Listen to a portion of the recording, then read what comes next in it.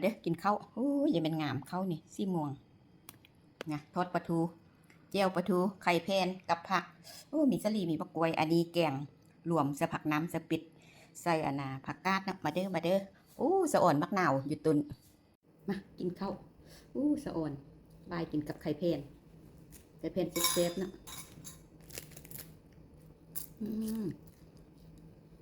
ข้าวเบอร์ไม้นะบายออกจ้ะบายเท่านี้เจียวปลาทูมาแม่แก้วมันนี้แก้ว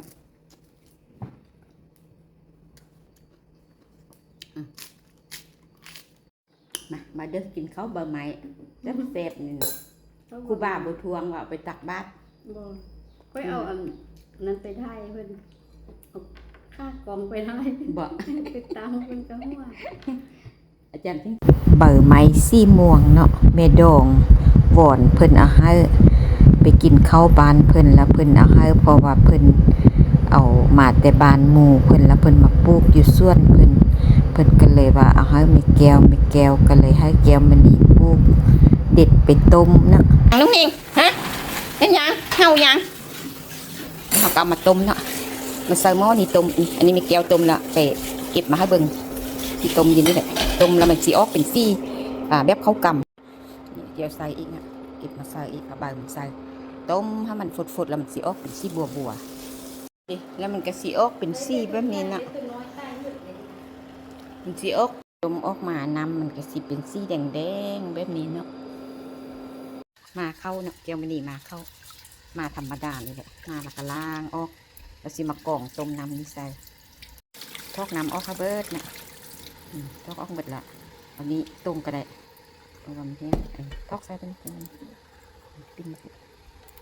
มันสีออกเป็นน้ำซี่อันง่วงโอ้ก็ทำไม่ได้ออกหมดแล้วมันเป็นยังไงมันท่วมกันเนี่ยแล้วก็สาวไปนี่มาฮอดมืออื่นเสาแล้วเข้าบ้านมาเบิ่งมืออื่นเข้ามันสิเป็นซี่บัวเนาะใบอันนี้นะงามได้นี่เห็นปะโอ้ค่ะถ้าเบิ่งมืออื่นเสาเดินเล่นสุกเดี๋ยวมันนี่มาเข้าเกียวมันนี่มาไว้มืดคืนเนาะบัดแล้วออกมามันสิเป็นซี่เนี่ยนี่ออกมาแล้วก็มานึ่งเนาะนึ่งก็คือซี่ข้าวกำแต่ว่าฮักบ่คือเนาะซี่มันสิออกจางๆก่อนสิกแล้วอุ่นบึดนึงแล้วก็มาปรุงแล้วก็มาวีสิออกเป็นซี่งามๆเม็ดงามๆเนี่ย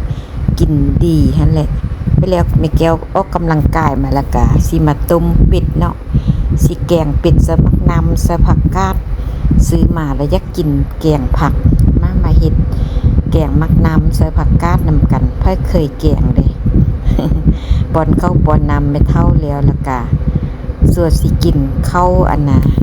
มือช่วยก็เป็นบ่าย2 โมง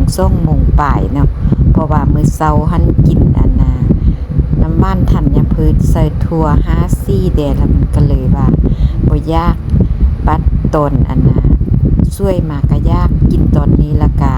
มื้อแลงอยากกินก็กินบ่อยากกินแล้วก็แล้วเนาะคันสิกินก็กินนมส้มบ่หรือว่ากินธัญพืชน้ำว่านธัญพืชแล้วก็แม่นแล้วเนาะพันเฮากินน้อยหั่นมันสิดีต่อสุขภาพเฮ็ดให้ร่างกายเฮาได้พักผ่อนหลายเวลาเฮานอนหั่นร่างกายมันก็สิ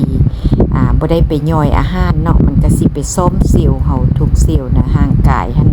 เซลล์เฮาก็สิอ่อนเยาว์ลงเนาะโดยอันนี้แม่นแม่แก้วเฮ็ดแกงเฮ็ดแล้วก็สิห้องแก้วมณีมากินเนาะแก้วมณีอนามัยออมทางหลังบ้านเพิ่นเด้แก้วมณีอนามัยบ้านมันแตกมาสาวส่วนอ้าวอันนี้ไปตัดมันให้ยังต้นอันนี้มันหักเอายังจังหักกินดีก็ป้าโทอันนี้โลกมืดมันก็สิขึ้นอยู่วะก็สิขึ้นอยู่วะนี่มันมากเลยนี่นะกินดีไล่ก็อันนี้นะป้าโทบักหนาวเป็นบักไล่คุณนะโอ้เป็นไล่เถอะห้าก็เห็นโอ้เป็นไล่นะแก้วมณีเนาะคุณนะแก้วมณีอนามัยแก่แล้วบ่นี่มีน้ำไล่บ่ให้มันแก่ก่อนบักหนาวไล่แกนเนาะซื้อมาเตะ6 ปีก็มากไล่ปีนี้โอ้มาแก่มากว่าอย่างต้นนั้นเนาะบ่มากเถอะ